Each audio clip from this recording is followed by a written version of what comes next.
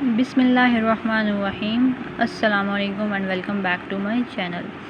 आज का हमारा टॉपिक है प्रोटीन सिंथेसिस इनहिबिटर्स, यानी कि ऐसी कौन सी एंटीबायोटिक्स होती हैं जो बैक्टीरिया में जो प्रोटीन सिंथेसिस हो रही होगी उसको रोकेंगी, उसको इनहिबिट करेंगी। अब जब प्रोटीन सिंथेसिस इनहिबिट होती है तो इसका नतीजा क्या होता है कि जो अमाइनो एसिड सीक्वेंसेस जो उनसे होते हैं वो अरेंज हो रहे होते हैं और उनके बाद जो प्रोटीन की फॉर्मेशन होती है वो रुक जाती है। ठीक, जितनी भी एंटीबायोटिक्स हैं वो प्रोटीन सिंथेसिस को किस तरह इनहिबिट करेंगी कि या तो वो 50s जो राइबोसोमल सब यूनिट होता है उसके साथ बाइंड करेंगी या जो 30s राइबोसोमल सब यूनिट होगा उसके साथ बाइंड करेंगी। यहाँ पे डिफरेंट क्लासेस हैं प्रोटीन सिंथेसिस इनहिबिटर्स की, जिसमें अमीनोग्लाइकोसाइड्स, टेट्रासाइक्लिन, क्लोरमफेनिकोल, मैक्रोलाइड्स और क्लिंडामाइसिन आते हैं। First group of protein synthesis inhibitors is aminoglycosides. इसमें जितनी भी एंटीबायोटिक्स होती हैं उन सारों में एक स्ट्रक्चर होता है जिसको हम कहते हैं अमाइनो साइक्लिटोल रिंग, और इसके साथ जो अमाइनो शुगर्स होंगी वो अटैच हुई होती हैं। इस ग्रुप की जितनी भी हमारे पास एंटीबायोटिक्स होंगी वो डिफरेंट होंगी। वो डिफरेंट कैसे होंगी कि जो ये रिंग होगा ये वाला, इसका जो स्ट्रक्चर होगा वो डिफरेंट होगा और जो अमाइनो शुगर के रेजिड्यूज़ होंगे वो भी डिफरेंट होंगे।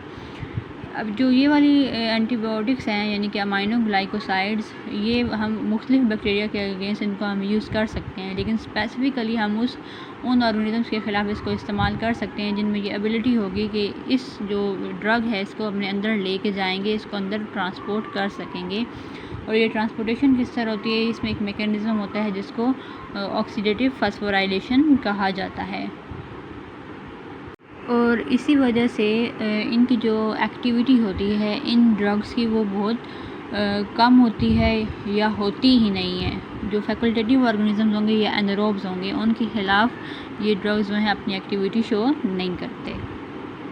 अमाइनोग्लाइकोसाइड्स जो प्रोटीन सिंथेसिस होगी उसको इनहिबिट किस तरह करेंगे कि ये जो बैक्टीरियल राइबोसोम्स होंगे उसके साथ आके बाइंड हो जाएंगे। या तो ये डायरेक्टली बाइंड होते हैं या ये होता है कि दूसरी प्रोटीन्स की मदद लेंगे।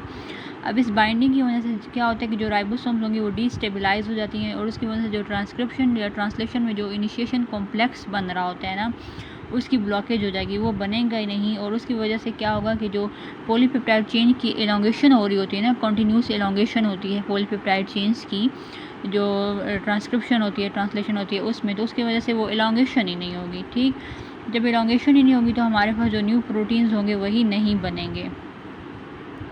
और या तो ये होता है कि जो अमाइनो एसिड अगर सीक्वेंस जो है वो बन भी रहा है तो वो करेक्ट सीक्वेंस जो होगा वो नहीं है, वो बनेगा। इसमें फ़र्स्ट जो एंटीबायोटिक आती है इस क्लास में वो स्ट्रेप्टोमाइसिन है, और ये जो 30s राइबोसोमल सब यूनिट होगा उसके साथ बाइंड करते हैं। लेकिन आजकल जो न्यूअर और एडवांस अमाइनोग्लाइकोसाइड्स आ रही हैं वो जो दोनों सब यूनिट्स होते हैं उनके साथ बाइंड करते हैं, यानी कि 30s के साथ भी और 50s के साथ भी वो बाइंड करती हैं। जो यूकैरियोटिक राइबोसोम्स होती हैं ना वो रेजिस्टेंस शो करते हैं टुवर्ड्स द अमाइनोग्लाइकोसाइड्स, क्योंकि जो एंटी माइक्रोबियल्स जो होंगी वो ट्रांसपोर्ट ही नहीं हो सकती इनटू द यूकैरियोटिक सेल। दो और ड्रग्स आती हैं इसी ग्रुप में जो है जेंटामाइसिन एंड टोब्रामाइसिन। अब इसमें क्या होता है कि जो इनका स्पेक्ट्रम ऑफ एक्टिविटी है ये इन दोनों ड्रग्स का बहुत ज़्यादा होगा। ये एक्टिव होती हैं टूवर्ड्स स्टेफाइलोकोक्काई, एंटीरोबैक्टीरियाशियाई या सुडोमोनास एरिजिनोसा के ख़िलाफ़ भी ये काम करती हैं। जो स्ट्रेप्टोमाइसिन होती है और एक और इसमें ड्रग आती है जिसको अमीनकसिन कहा जाता है, इन दोनों को मिलाकर यानी कम्बिनेशन में इस्तेमाल किया जाता है towards the treatment of tuberculosis और दूसरी जो माइकोबैक्टीरियल डिजीज़ होंगी उनके लिए। If we talk about the clinical value of aminoglycosides, इसमें होता ये है कि इनका बैक्टीरियाइडल इफेक्ट होता है, यानी कि ना ये सिर्फ बैक्टीरिया की जो ग्रोथ होती है उसको इनहिबिट करते हैं बल्कि उसको साथ साथ किल भी कर देते होते हैं। और दूसरा ये है कि इतनी रेजिस्टेंस नहीं इनके ख़िलाफ़ शो होती, और ये जो सूडोमोनास स्ट्रेन होते हैं वो उनके ख़िलाफ़ भी काम करते हैं। ठीक, सूडोमोनास स्ट्रेन्स जो होते हैं ये दूसरे एंटी माइक्रोबियल्स होते हैं या एंटी माइक्रोबायोटिक्स होंगी उनके ख़िलाफ़ रेजिस्टेंस शो करते हैं, लेकिन उनकी रेजिस्टेंस अमाइनोग्लाइकोसाइड्स की तरफ नहीं होती। और जो बीटा लैक्टम एंटीबायोटिक्स होती हैं ना वो अमाइनोग्लाइकोसाइड्स के साथ मिलकर काम करती हैं, यानी कि वो साइनर्जिस्टिकली इनके साथ काम करते हैं, क्योंकि वो सेल वॉल के ऊपर उनका एक्शन होता है ना, तो जब उनका सेल वॉल के ऊपर एक्शन होगा तो वो फैसिलिटेट करते हैं अमाइनो ग्लाइकोसाइड्स को, क्योंकि जो पेनिट्रेशन है वो बैक्टीरियल सेल में हो सके, क्योंकि इनके एक्शन के लिए ज़रूरी है ना कि इनकी जो पेनिट्रेशन हो वो सेल के अंदर हो। तो जो सेल वॉल के ऊपर जो बीटा लैक्टम एंटीबायोटिक्स एक्ट कर रहे होते हैं वो इस चीज़ को फैसिलिटेट करते हैं, वो हेल्प करते हैं इन ड्रग्स की। Let's come towards the second group of protein synthesis inhibitors, that is tetracyclines.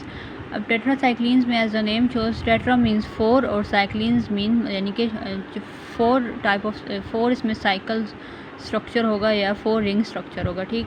इसमें जो 4 बेंजीन रिंग होंगे वो इसके स्ट्रक्चर में होते हैं। अब जब इन बेंजीन रिंग में सब्स्टिट्यूशन आती है तो इसकी वजह से इस जो ग्रुप की ड्रग्स होती हैं वो बनेंगी, ठीक है, यानी कि उसमें मॉडिफिकेशंस आएंगी, जैसे कि माइन साइक्लिन हो गया, डॉक्सीसाइक्लिन हो गया या टेट्रासाइक्लिन हो गया।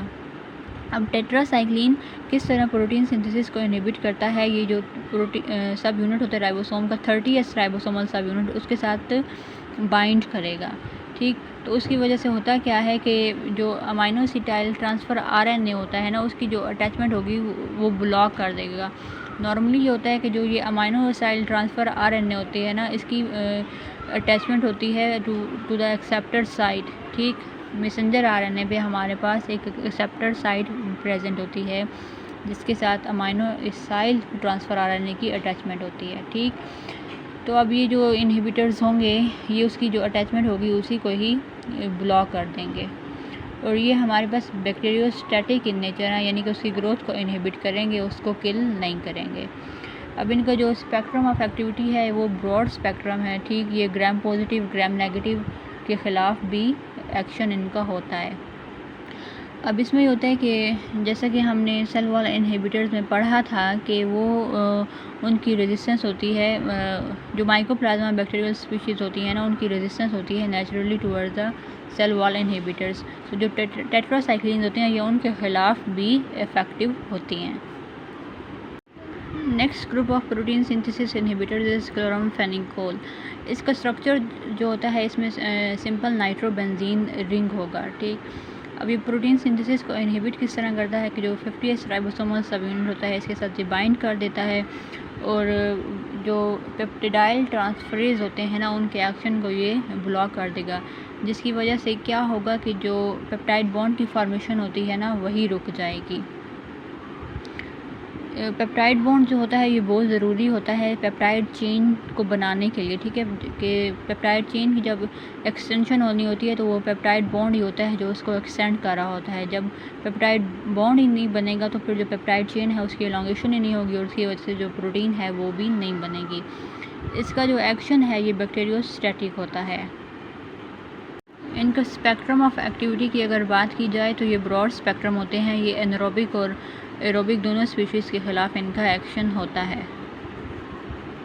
Next group of protein synthesis inhibitors is macrolides. Macrolides में इसमें अगर सब इसमें जो डिवीजन है वो उसमें आती हैं जो ड्रग्स, वो हैं एरिथ्रोमाइसिन, एजिथ्रोमाइसिन एंड क्लैरिथ्रोमाइसिन आती हैं। अब इनका जो स्ट्रक्चर होता है वो डिफ़र करता है, कुछ में 14 रिंग्स होते हैं और कुछ में 15 रिंग्स होते हैं। प्रोटीन सिंथेसिस को ये किस तरह इनहिबिट करते हैं कि जो ये जो 50S सब यूनिट होगा उसके साथ बाइंड करते हैं, और उसकी वजह से जो ट्रांसलोकेशन का स्टेप होता है ना उसको ही ब्लॉक कर देंगे। इनकी जो एक्टिविटी होती है वो बैक्टीरियोस्टैटिक होती है। अब जो एरिथ्रोमाइसिन है, एरिथ्रोमाइसिन का जो एक्टिविटी होती है वो ग्राम पॉजिटिव बैक्टीरिया के अगेंस्ट भी होती है और ग्राम नेगेटिव बैक्टीरिया के अगेंस्ट भी होती है। Next class of protein synthesis inhibitors is clindamycin. Clindamycin का जो मोड ऑफ एक्शन होता है, जो स्पेक्ट्रम ऑफ एक्टिविटी होता है वो बिल्कुल सिमिलर होता है जिस तरह मैक्रोलाइड्स का होगा, ठीक।